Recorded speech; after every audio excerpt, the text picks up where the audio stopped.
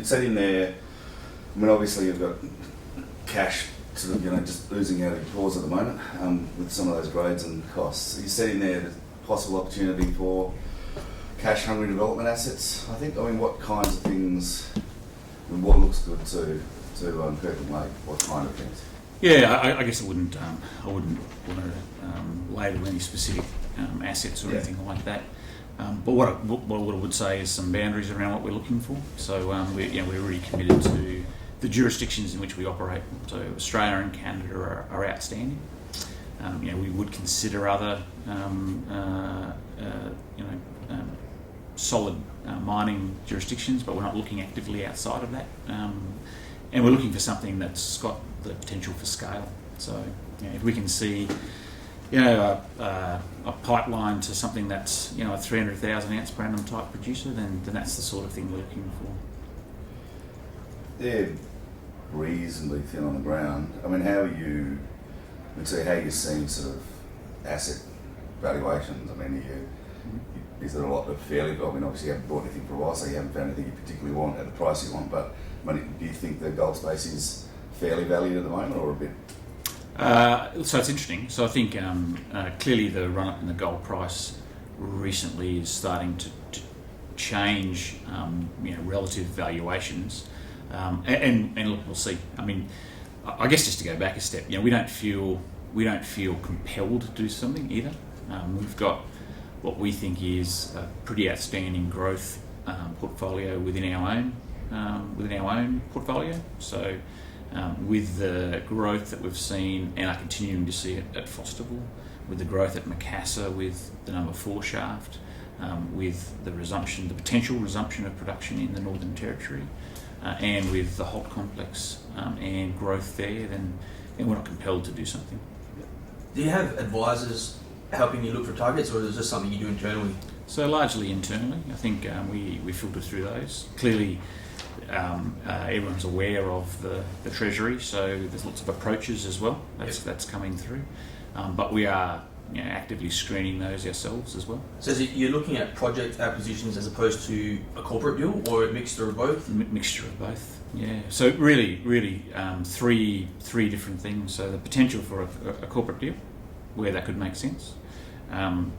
Development ready assets, particularly if there were cash restricted companies. But also where's the next big discovery coming from as well. So those sort of, we've been active in the Pilbara. We have invested in Novo and De Grey. We're clearly looking for that sort of opportunity for the breakthrough discovery. So we're not averse to that either. Are there any jurisdictions you absolutely would not go into? I mean, we're not interested in, and again without sort of labelling exactly where, we're not interested in really anything outside of Australia, Canada, and its immediate environs. So potentially parts of the US, New Zealand, but that's really the sphere, because we see opportunities here. That's the reason. We're not driven to that.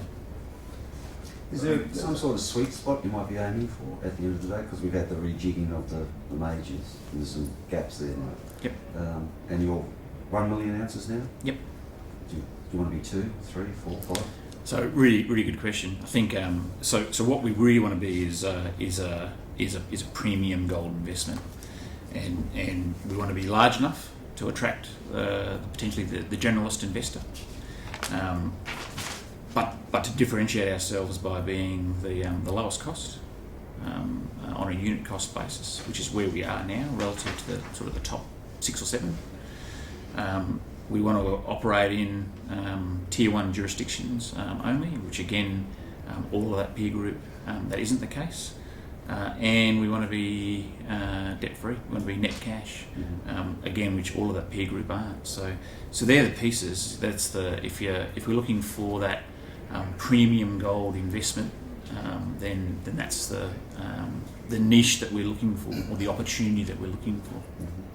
Most of your expertise seems to be underground and frankly pretty deep. I mean, is that are you sort of agnostic about projects in terms of, are you looking largely for underground, or are you sort of pretty relaxed about it? So pretty agnostic. I mean, what you say is absolutely true.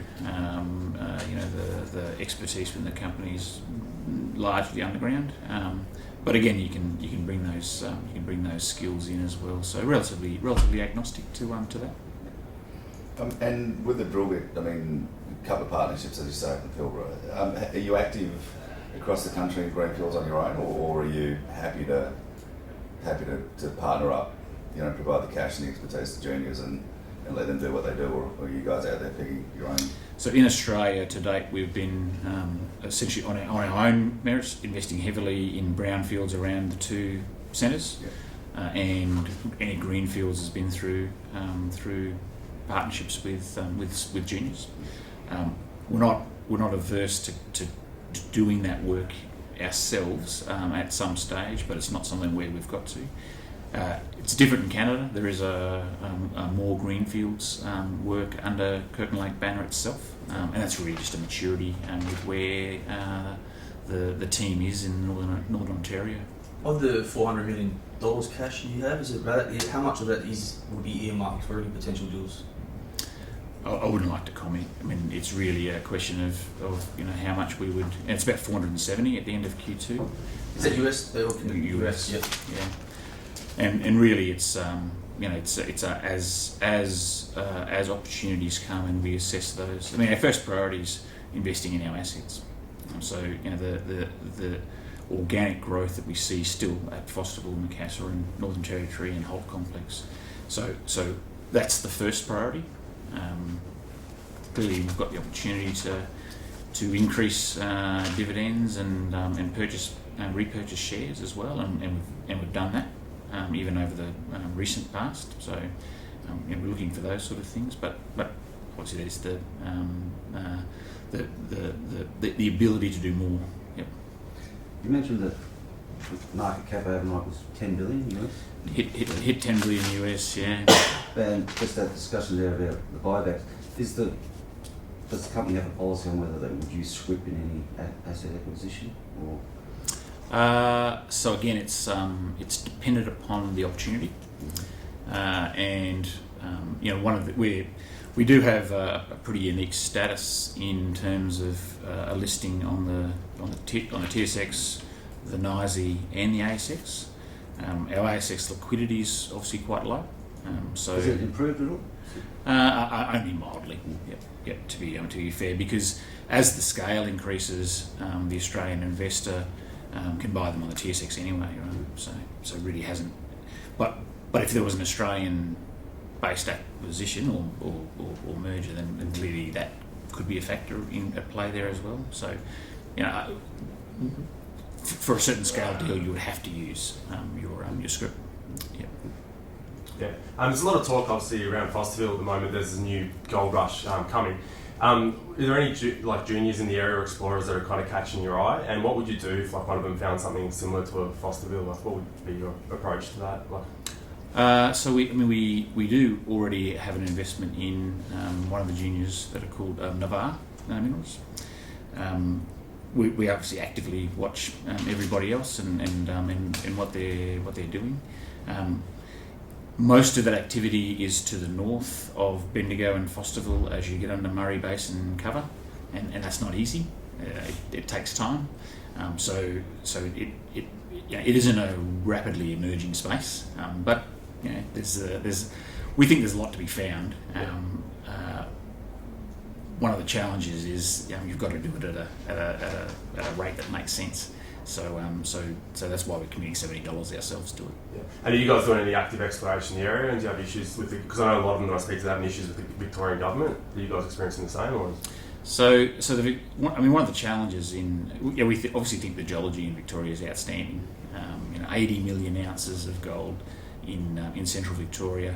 It's a world-class gold province, and often we forget. The discovery at Fosterville and what we've been able to do with it, I think, has put that back into people's mind and appreciation. But we shouldn't go. But we should also take away from the fact that it's Australia's most heavily populated state.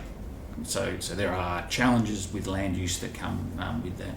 So I wouldn't say that there are challenges with the Victorian government as such. There are the normal pressures of competing land uses. So we do work really closely on that. I mean, staying on the Victorian government, I mean, the sort of the last budget was pretty clearly a Fosterville budget move. I mean, I think there's only 3 gold mines. You're the only ones making any money. I mean, have you made your peace with the government over that? Look, we're still in discussion. Clearly we were disappointed by being surprised by it. By that being said, we understand that we're not fundamentally opposed to a royalty on gold in Victoria. What we would have liked to have seen is a greater degree of consultation to make sure that whatever's put in place is fit for purpose. As it stands now, announcing a measure of that type at a pretty high rate, 2.75%, to start by January 1st, 2020, doesn't help Victoria make a case for further investment. That's a challenge in its own right. So we are in discussion, and what we would like to see clearly are some adjustments that would make that more fit for purpose. But really, we'll see. And just going back to that issue of exploration and Victoria General, I mean, I took a motorbike around Victoria a while ago. I mean, you go through little towns like Donnelly, and clearly there was an awful lot of money in there for about a 20-year period sometime. And all of these towns, when you hit the open right, I mean, is that in terms of your thinking about what else might be there? Do you sort of go a historic gold town, worth paying a tenement or two if we can find some bits that aren't fun? Is that a... Yeah, we look at that. What is true though as well is what we're looking for are styles of mineralisation that can be mined profitably at a modern mining scale, where that wasn't necessarily the case with some of the things that have been mined. I mean, I live in Bendigo, and there are 5,000 recorded mine shafts in Bendigo. Only a small proportion of them made a lot of money. So it really has to be done at a scale that makes sense for modern mining and mineralisation style. What we really like is the sort of clearly what we have at Fosterville, but the mineralisation style where there's a relative degree of predictability to it, and that's really what we have at Fosterville. So we're looking for those sorts of opportunities, and obviously we've learned a lot about the ore body and about its controls and potentially where else we could find them. Just on the government, what more could they be doing to help companies like yours, given there is high population, they have to take that into consideration? Are there other things they could be doing to assist companies like yours? Yeah, I'll hop on the red tape bandwagon, right? I mean, what we see in Victoria, and it's no surprise, it'll be similar. It's similar in all jurisdictions, perhaps. Is a fragmentation of the approval process. So you can have support from the minister, but in reality, when you need to work through different tiers of government and different agencies within different tiers, you only progress at the slowest step. So there's challenges with that. So I think reforming that system would be the single biggest thing that they could do. Lead regulator, statutory timelines, and having that clearly enforced. They're doing some good work on exploration initiatives and exploration incentives, and I think that's a good thing. But it's really that regulatory framework that's the single biggest area for improvement. One last question, it's a bit of a pom on, but we focus on the small cap end, so I'm curious, if I gave you $10,000 today to which small cap company might find the next Fosterville, who would you put it on? Kirkland Lake Gold.